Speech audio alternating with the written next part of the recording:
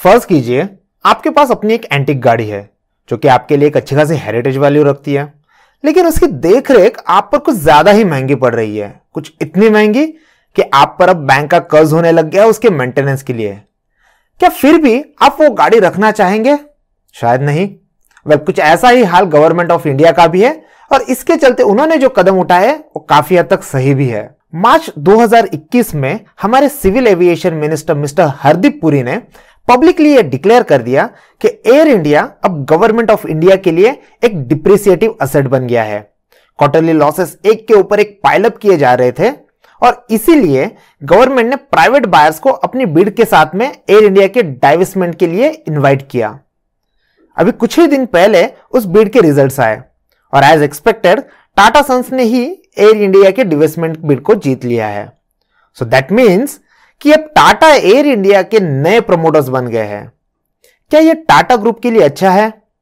क्या यह share holders के लिए अच्छा है या खराब है, या फिर इससे एयर इंडिया और गवर्नमेंट को कुछ फायदा भी होने वाला है? तो आइए जानते हैं इस वीडियो में।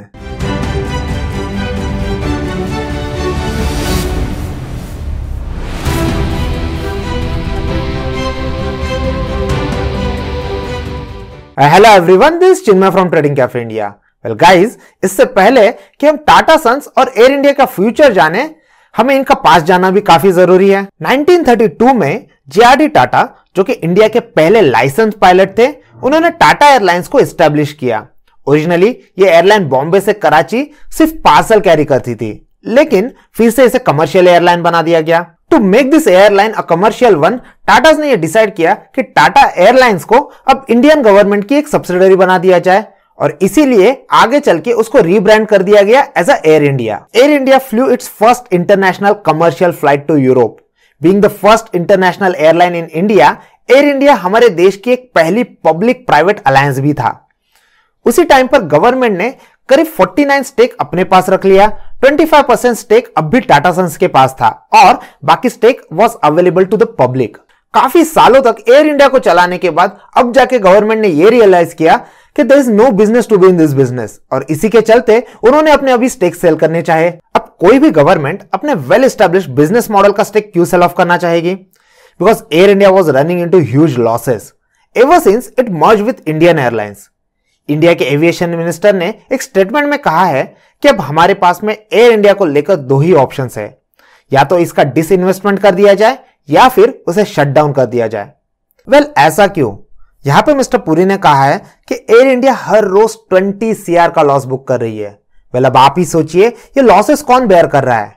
आप और मैं, यानी टैक्स पेयर्स। लास्ट क्वार्टर में भी एयर इंडिया ने 10,000 करोड़ का लॉस पोस्ट किया और इसी के चलते इसके डिसइन्वेस्टमेंट का सुझाव दिया गया। अब हाल में ही टाटा सन्स ने एयर इंडिया की बिड को जीता है and they will be the rightful owners of Indian airlines. अब ये एयर इंडिया के लिए अच्छा क्यों है? वेल, आपको और मुझे पता है कि गवर्नमेंट क्लास सर्विसेज और प्राइवेट क्लास सर्विसेज और उनकी फैसिलिटीज में कितना बड़ा डिफरेंस होता है। For instance, I don't know अगर आपने कभी विस्तारा के साथ फ्लाई किया है। It's an amazing experience. For your information, the Tata owns the Vistara and AirAsia as well. With the takeover of Air India, Tata Sons को एक मौका मिला है कि हमारी बेसिक एयरलाइंस को वो एक वर्ल्ड क्लास इंफ्रास्ट्रक्चर दे सकते हैं। लेकिन ऐसा क्यों?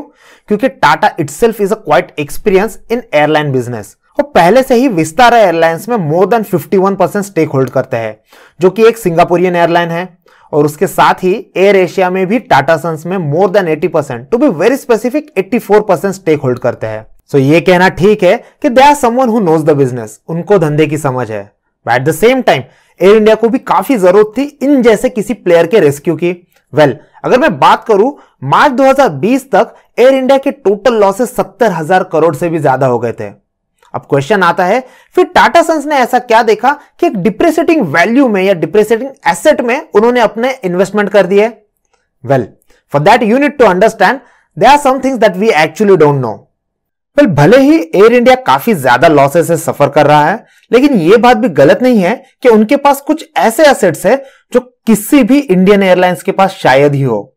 वेल, इंडियन एयरलाइंस के पास हमारे एयरपोर्ट्स में सबसे ज्यादा 4,400 प्लस डोमेस्टिक स्लॉट्स है, और वही बात इंटरनेशनल लैंडिंग और प्राइवेट स्लॉट्स की करें तो उनके पास 800 प्लस स्लॉट्स है। एंड टू बी ऑनेस्ट, ये टाटा सन्स के लिए काफी वैल्यूएबल प्रूव हो सकता है।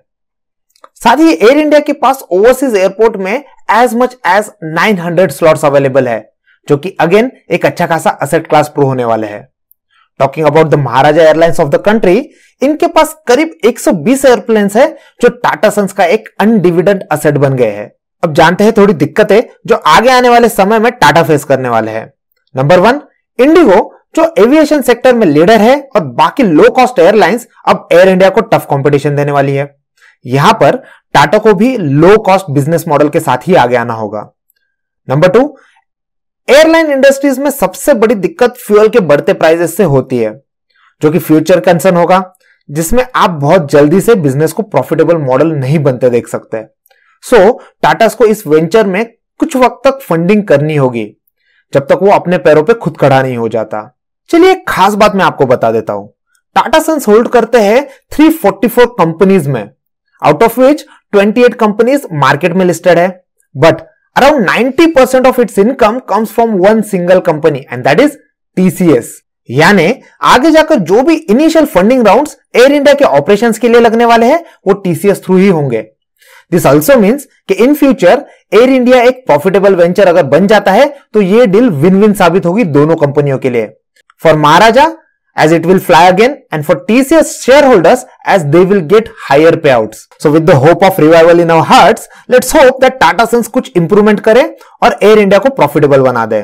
Now guys, in future if this particular company goes public और अगर इसका IPO आ जाता है, कमेंट बॉक्स में मुझे जरूर बताइएगा क्या इस पर्टिकुलर IPO के लिए आप अप्लाई करेंगे। आई होप इस केस स्टडी से आपको क्लियर आइडिया आ गया है कि एविएशन इंडस्ट्रीज में अभी क्या चेंजेस हो रहे हैं और आगे जाके टाटा को इसके कैसे बेनिफिट मिल सकते हैं। आई होप ये पर्टिकुलर केस स्टडी आपको वैल्यूएबल कंटेंट प्रोवाइड कर रही है। अगर ऐसी बात है तो जरूर इस वीडियो को लाइक कीजिएगा, हमारे यूट्यूब चैनल को सब्सक्राइब कीजिएगा and again thanks for watching.